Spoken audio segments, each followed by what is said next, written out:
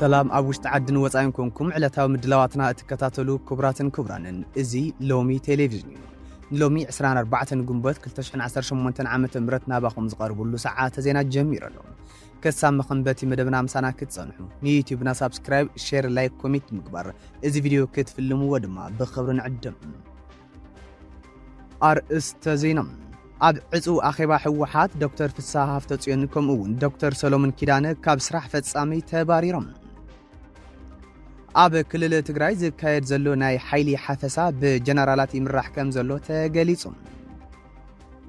ህዝቢ ትግራይ ተወሳኺ ኩናት ዝሽከመሉ እንግዳዓ ይብሉን በሓይሊ ዝግበር ዘሎ ግፋ መናእሰይ ብህጹጽ ደው ይበል ክብል ውድብ ትግራይ ዲሞክራሲያዊ ፓርቲ TDP ኣፍሊጡ ድሕር መረጻ ንዝመጽእ ውጽኢት ብጸጋ ንምቕባል ድልዋቲና ክብሉ ቀዳማይ ሚኒስትር አብይ አሕመድ ገሊጾም ዝብሉን ካልኦትን ዜናታት አሰናዲና ኣለና ሎሚ ቴሌቪዥን እዋናውን ሚዛናውን ሓበሬታታት በብእዋኑ ናባኹም ንከቕርበልኩም ሳብስክራይብ ምግባር ቤተሰብ ሚድያና ክትኩኑ ንዓደምና በዝርዝር ናብ ዝሓዝናዮም ሓበሬታታት ከነስግረኩም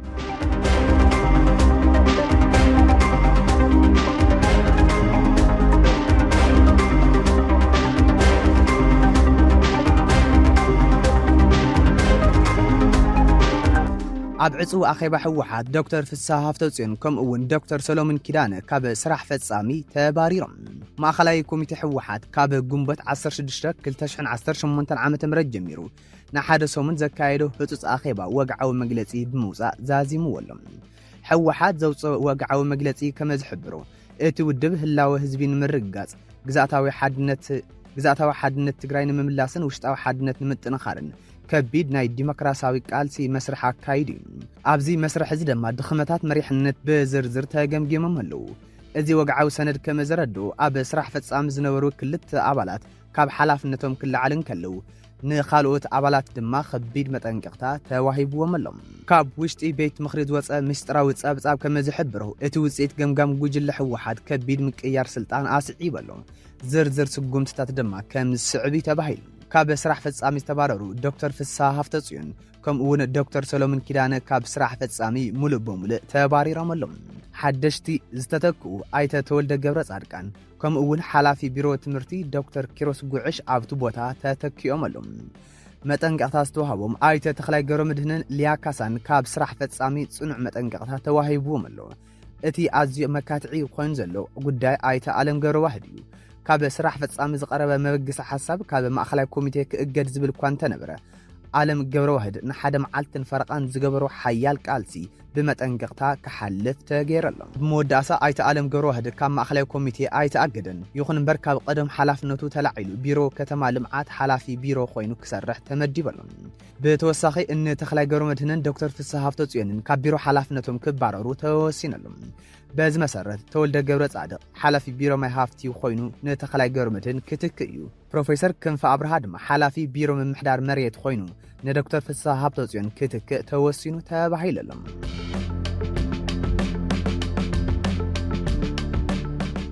ኣብ ክልል ትግራይ ዝካየድ ዘሎ ናይ ሓይሊ ሓፈሳ ብጀነራላት ይምራሕ ከም ዘሎ ተገሊጹ ዶቼ ቬሌ ናይ ጀርመን ድምጺ ንሓደ ሃገር በቀል ናይ ሰብኣዊ መሰላት ትካል ምንጪ ብምግባር ከም ዝሓበሮ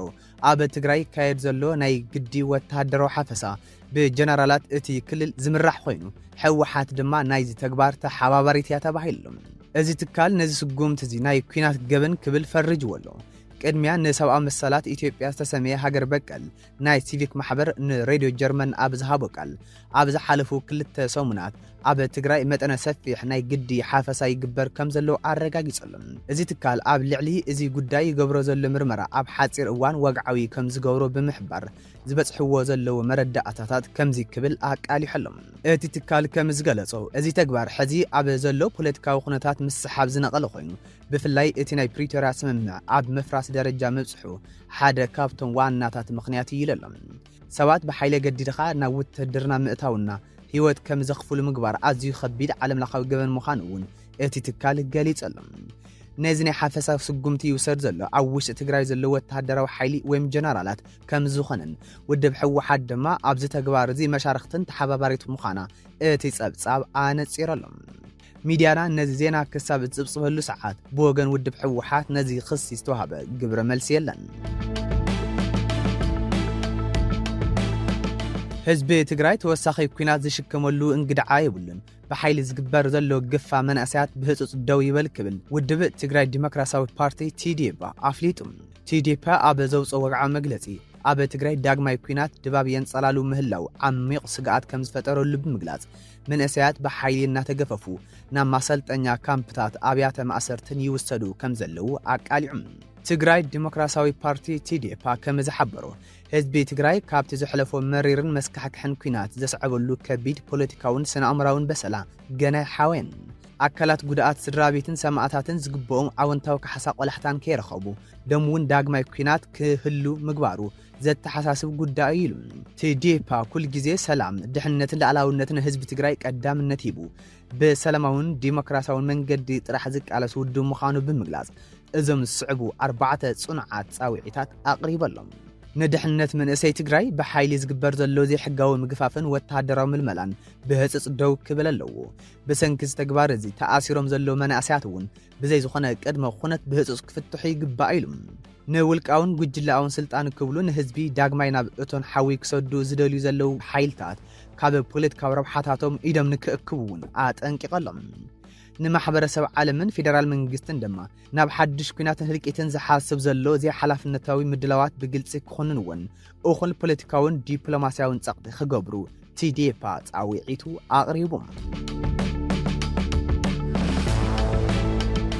በጸገም ጸጥታ ምኽንያት 143 መረጻ ጣብያታት ከይተኸፈቱ ምትራፎምን ኣብ ኦሮሚያን ኣምሓራን ከይዲ ድምጺ ምሃብ ከም ዝተቋረጸን ብሄራዊ መረጻ ቦርድ ኢትዮጵያ ኣፍሊጡ ብሄራዊ መረጻ ቦርድ ኢትዮጵያ ዋና ሰብሳቢት ወይዘሮ ሜላት ወርቅ ኃይሉ ሎሙ መዓልቲ ማለት እውን ሶኒ ኣብ አዲስ አበባ ስካይላይት ሆቴል ንጋዜጠኛታት መግለጺ ሂበን ኣለዋ እተን ዋና ሰብሳቢ ከም ዝሓበሮ ንድምጺ ምሃብ ከይዲ ንምክያድ 50,188 መረጻ ጣብያታት በቲ ዝተተሓዘለን ሰዓት ተኸፊተን እየን ካብ ሰዓት 12 ፈረቓን ክሳብ ንግሆ 1 ሰዓት ኣብ ዘሎ ግዜ ውሽጢ ዝተኸፈቱ ተወሳኺ መረጻ ጣብያታት ብበዝሒ ድማ 695 ምዃኑ ኣመልኪተን ይኹን እምበር ንድምጺ ምሃብ መስርሕ ድሕሪ ምጅማሩ ብሰንኪ ዘጋጠመ ጸገም ጸጥታ ኣብ ኣምሓራን ኦሮሚያን ክልላት ብሰንኪ እዚ ጸገም ዝተቋረጹ መረጻ ጣብያታት ከም ዘለው እተን ዋና ሰብሳቢት ገሊጸን ችግር ያጋጠመን አካባቢዎች አሉ በዚህም ምክንያት የድምጽ አሰጣጥ ሂደቱ የተቋረጠባቸው ምርጫ ክልሎች አሉ መረጻ ካብ ዝተቋረጸሎም ፍልያት ከባቢታት ብውሽጢ እዞም ዝስዕቡ ጣብያታት ይርከቡ ቢሎናፓ ሞኮሳቺ ቀርሳ ኩታበር ካብዚ ብተወሳኺ ኣብ ቤንሻንጉል ጉሙዝ ክልል ሰዳል መረጻ ዞባ ከምኡውን ኣብ ደቡብ ምዕራብ ኢትዮጵያ ክልል ዘልማ መረጻ ዞባ ብሰንኪ ዘጋጠመ ኔትወርክ እቲ ቦርድ ቴሌፎን ሓበሬታ ክረክብ ከም ዘይከኣለ ተገሊጸሎም ሌላው የኔትወርክ ችግር በተለይም መረጃ እንግዲህ በስልክ ነው የምንሰበስበው ስለዚህ የስልክ ግንኙነት የተቸገርንባቸው በዘልማምና በሰዳል ወደ ቤንሻንጉል ጉሙዝ በዛ አካባቢ ሰዳል ምርጫ ክልል ላይ መረጃ በወቅቱ ለማግኘት አልቻልንም ማለት ነው ድሕሪ መረጻ ንዝመጽእ ውጽኢት ብጸጋን ምቕባል ድልዋቲና ክብሉ ቀዳማይ ሚኒስትር አብይ አሕመድ ገሊጾም ቀዳማይ ሚኒስትር አብይ አሕመድ ኣብ ትውልድ ዓዶም በሻሻ ተረኺቦም ድምጺ ሂቦምሎም ክብራት ተዓዘብትና ዶክተር አብይ አሕመድ ድምጾም ድሕሪ መሃቦም ኣብ ዝሃብዎም መግለጺ ኣብ ኢትዮጵያ ውሽጢ ዲሞክራሲያዊ መረጻ ምክያድ ከም ዘይከኣል ብዙሓት ወገናት ናይ ፕሮፓጋንዳ ወፍሪ ክሰርሑ ከም ዝጸንሑ ኣዘኻኺሮም እዮም ይኹን እምበር ህዝቢ ኢትዮጵያ ከምቲ ልሙድ ኣብዚ መበል ሻብዓይ ሓፈሻዊ መረጻ ልዑል ጅግንነት የርኢ ምህላውን ሓቢሮም ኣብዚ መረጻ ዘሸነፉ ሓይልታት ብተኣማንነትን ብቕንዕናን ንህዝቢ ከገልግሉ ከም ዝግባእውን ኣተሓሳሲቦም ዝተሰዓሩ ወገናት ድማ በተመሳሳሊ ውጽኢት ብጸጋብ ክቕበሉ ከም ዝግባእ ብምግላጽ ንሕና እውን ዝመጸ ውጽኢት ብጸጋን ምቕባል ድልዋቲና ክብሉ ናይቲ ገዛኢ ውድብ መርገጺ ኣፍሊጦም በተመሳሳሊ ዜና ኣብ ትግራይ ብሰንኪ ተመዛበልቲ ዘይምምላሶም ግዛኣታዊ ሓድነት ትግራይ ዘይምርጋጹን መብዛሕትኡ ውድባት ትግራይ መረጻ ንዘይምክያድ ከም ዝወሰና ይዝከር ኣብ ሱዳን ግፍዒ ብምፍጻም ንዝኽሰሱ ሓይልታት ዳዕመ ሰሪዕ ንምድጋፍ ብወተሃደራዊ ማዓስከራት ኢምራት ኣቢሎም ከም ዝሓልፉ ምርመራ ትካል ተሓላቕ ሰብኣዊ መሰላት ኸሲሱም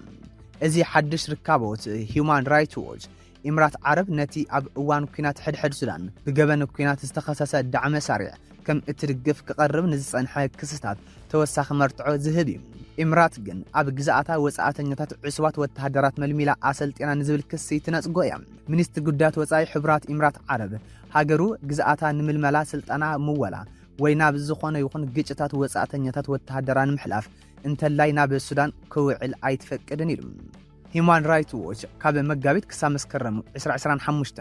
ምስ ኮሎምባውያን ዕስዋት ብዝተገበረ ቃለ ምሕተት ከምኡውን ኣብ ቪድዮታት ምስልታት ቀንዲ ቦታታት ኣጽዋርን ዘለልዩ ጽሑፋት ማሕበራዊ መራኸብታት ብምትንታን እዩ ነዚ ሓዱሽ ጸብጻብ ዘርጊሑ። ኣብ ሱዳን ኣብ መንጎ ሓይልታት ዳዕመ ሰሪዕን ሰራዊት ሱዳንን እናዓረገ ዝኸይድ ዘሎ ወጥሪ ስዒቡ ናብ ቁልዕ ኩናት ከም ዘምርሐ ይፍለጥ። ካብ ሽዑ ጀሚሩ ልዕሊ 150,000 ሰባት በቲ ዓመፅ ከም ዝሞትን ልዕሊ 12.6 ሚልዮን ድማ ከም ዝተመዛበሉን ይእመን። ዳርጋ 9 ሚልዮን ኣብ ውሽጢ ሃገር እውን ተመዛቢሎም ይርከቡ። ኣብ ዝሓለፈ ወርሒ ኮንፍሊክት ኢንሳይትስ ግሩፕ ዝተባሃለ ጉዳያት ጸጥታ ዝትንትን ዝከታተልን ትካል ኣብታ ሕዚ ብቀንዱ ብዕጡቓት ዳዕመ ሰሪዕ ተተሓይዛ ዘላ ምዕራባዊ ዞባ ሱዳን ዝኾነ ዳርፉር ተሳትፎ ኮሎምባውያን ዕስዋት ወተሃደራት ምህላው ገሊጹ ምንባሩ ይዝከር። ፕሬዚደንት ዶናልድ ትራምፕ ነቲ ኣብ መጀመርታ ናይዚ ዓመት ዝተጀመረ ውግእ ማእኸላይ ምብራቕ ንምውዳእ ዝዓለመ ስምምዕ ኣሜሪካን ኢራንን ለውጢ ክግበረሉ ከም ዝሓተተ ማዕኸናት ዜና ኣሜሪካ ሓቢረን። እቲ ለውጢ ምስ መጻወ ሆርሙዝን ኣዝዩ ዝሃብተመን ዩራኒየምን ኢራንን ዝተኣሳሰር ምዃኑ ኣሜሪካዊ መሻርክቲ ዜና ቢቢሲ ዝኾነ ሲቢኤስ ኒውስ ሓቢሩ። ዋይት ሃውስ ግን ንዝቐርበሉ ርእቶ መልሲ ኣይሃበሉን። ዋና ተደራዳሪ ኢራን መሐመድ ባርገር ብሰንበት ኣብ ዝሃቦ መግለጺ መሰላት ኢራን ሙሉእ ብሙሉእ እንተዘይተረጋጊጹ ቴሄራን ዝኾነ ስምምዕ ከም ዘይትቕበል ገሊጹ እዩ። እቲ ፕሬዝዳንትን ላዕለዎት ሓገዝቱን ብዓርቢ ኣብ ዝተረኸብሉ እዋን ብዛዕባ እቲ ምስ ኢራን ዝተገብረ ተኽሲ ደው ምባል ንምንዋሕን ናይ መወዳእታ ውሳነ ዝህቡካ መደብ እንተነበረ እቲ ኣኼባ ዝቕጽል ስጉምትታት ከየነጸረ ተዛዚሙ እዩ። እቲ ዳሕራዋይ እማመ ናይቲ ስምምዕ ን60 መዓልታት መጥቃዕቲ ምቁራጽ መጻወ ሆርሙዝ ዳግማይ ምኽፋትን ኣብ ኒውክለራዊ ፕሮግራም ኢራንን ድርድር ዳግማይ ንምጅማር ዝሕግዝ ማዕቀፍ ከም ዘጠቃልል ሲቢኤስ ሓቢሩ። ዲፕሎማሲ ከሰጉም እንተኽኢሉ እቲ ስምምዕ ንኢራን ብቢልዮናት ዝቁፅር ዝተዓጽወ ንብረት ክተረክብ ዝኽእላ ናይ እገዳ ምሕረት እውን ከም ዘጠቃልል ይነገር ክብል ሲቢኤስ ገሊጹ ኣሎ። ትራምፕ ተወሳኺ ኣርትዖት ክግበር ምሕታቱ ኣብ መንጎ ዋይት ሃውስን ቴሄራንን እቲ ንኣዋርሒ ዝቐጸለ ኩናት ንምቁራጽ ዝዓለመ ስምምዕ ዝምልከት ንመዓልታት ዝቐጸለ ድርድር ካብ ዝጅመር ንድሓር ዝተረእየ ምዕባለ እዩ ተባሂሉ ኣሎ። ክቡራት ተኸታተልቲ ሎሚ ቴሌቪዥን ስለ ዝተኸታተልኩምና ምስጋናና ዝዓዘዘ እዩ። ንዩቲዩብና ሳብስክራይብ፣ ሼር፣ ላይክ፣ ኮሜንት ከም ዝገበርኩም ብምትእማን ኣብ ናይ ጽባሕ ሰዓተ ዜና ክሳብ ንራኸብ ሰላም።